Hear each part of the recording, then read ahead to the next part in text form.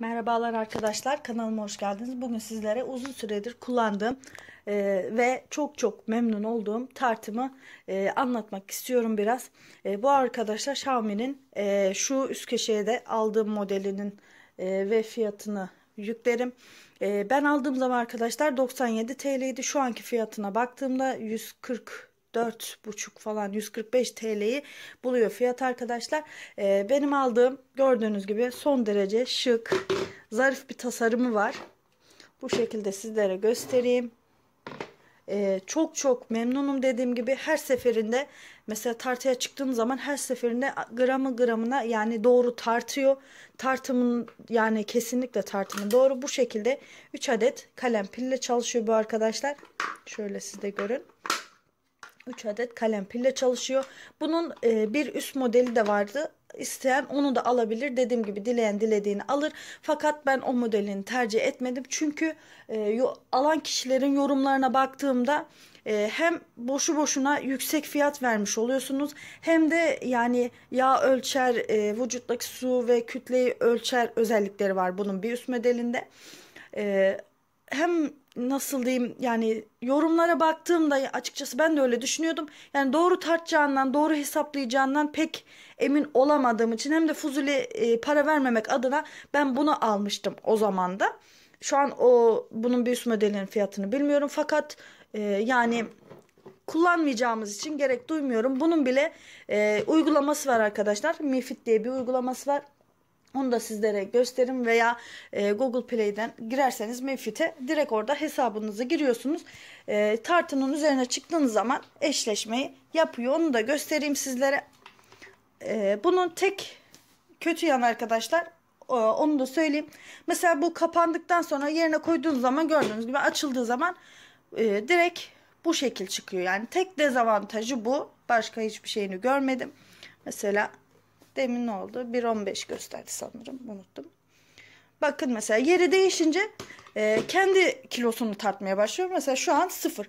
Eğer kendi kilosunu tartmaya başladığı zaman, 1 olduğu zaman ne yapıyoruz? Kalem pilleri arkadan çıkarıp tekrar taktığımız zaman o tekrar düzeliyor. Yani tek olumsuz eleştiri yapabileceğim noktası o arkadaşlar.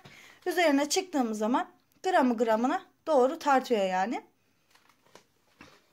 Alacak olanlara kesinlikle tavsiye ediyorum.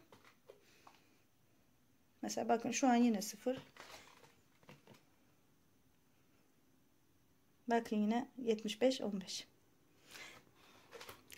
Bunun arkadaşlar uygulamasını yüklerseniz Bluetooth'la bağlayıp o şekilde, hemen onu da göstereyim sizlere. Evet arkadaşlar, benim aldığım tartı bu. Trendyol'dan almıştım. Şu anki fiyatı bu şekilde. Bunu açmak için arkadaşlar ekranda görünen Mi Fit uygulamasını giriyoruz ve daha sonra ilk karşımıza bu şekilde profil doğrulama yönergeleri çıkıyor. Onları o şekilde doldurduktan sonra profilinizi oluşturuyorsunuz. Daha sonrasında bu şekilde ekrana yansıyor. Orada yazan ağırlık benim kendi profil doldururken yazdığım ağırlık. Bu şekilde hangi şeyi eşleştireceğinizi seçiyorsunuz. Tartıyı seçiyoruz oradan arkadaşlar. Daha sonra çıkan şeylere izin veriyoruz. Daha sonrasında konum ve Bluetooth'umuzla bağlanıyoruz tartıya. Daha sonrasında eşleşmek için tartının üzerine çıkın diyor. Aynı zamanda şu an mesela tartıya çıktım. Tartıya çıktığımda telefon onu kendine eşleştirecek, şu şekilde dönüyor. Evet, bu şekilde eşleşti arkadaşlar. Daha sonrasında çıkan ekranda, evet eşleşti. Daha sonrasında çıkan ekranda gördüğünüz gibi buralardan, ben daha önce hiç girmedim, dediğim gibi bir üst modelini de almayı düşünmedim. Çünkü bunun bu özelliğini bile şu an kullanmadım. Sırf sizlere göstermek amaçlı girdim. Mi Fit uygulamasından giriyoruz buna.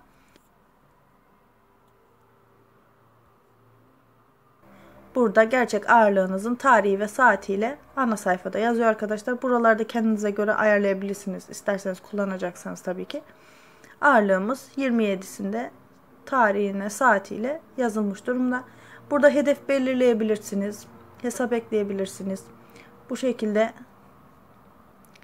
özellikleri de var. Tabii burada şey de var. Yağ oranı ölçme falan.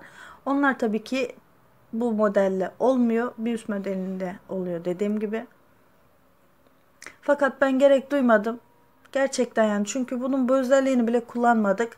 Boş yere alıyoruz, heves ediyoruz. İyisi olsun, en kalitelisi olsun diyoruz ama hiçbir özelliğini kullanmıyoruz. Aynı şey beyaz eşya için de geçerli. En iyisi olsun, en güzeli olsun diyoruz fakat kullanmıyoruz, öyle duruyor. Mesela burada veri yok diyor çünkü bu tartıyla ölçülmüyor bunlar. Vücudunuzun yağ oranını, su ve kas oranını ölçen cihaz. Buradaki bilgileri dolduruyorsunuz kullanıcı adınızla. O şekilde onları da yine MiFit uygulamasında girip takip edebilirsiniz. Ya yorumlarda baktığımda gerçekten çoğu kişi güvenilir olmadığını söyledi. Yani ben de biraz düşününce yani o şekilde almayı düşünmedim. Evet arkadaşlar, tartımız bu şekilde. MiFit uygulamasını da gösterdim sizlere. Alacak olanlara kesinlikle tavsiye ederim. Çok uçuk fiyatlar, çok yüksek fiyatlar vermenize gerek yok. Sonuçta tartının amacı sizin kilonuzu tartmaktır. Yağ oranıymış, su oranıymış, onlar da doğru düzgün tartacağına benim gibi inanmayanlar, yani doğru çıkacağına inanmayanlar da var. Alabilirseniz, bütçeniz uygunsa böyle bir şey almanızı tavsiye ederim. Daha düşük fiyatlıları da vardır tabii ki. Sadece heves edip bunu almak isteyenler bunu alabilir diye sizlere paylaşmak istedim. Tartısı olarak, tartma oranı olarak arkadaşlar her seferinde aynı oranı tartıyor. Kesinlikle şaşmıyor.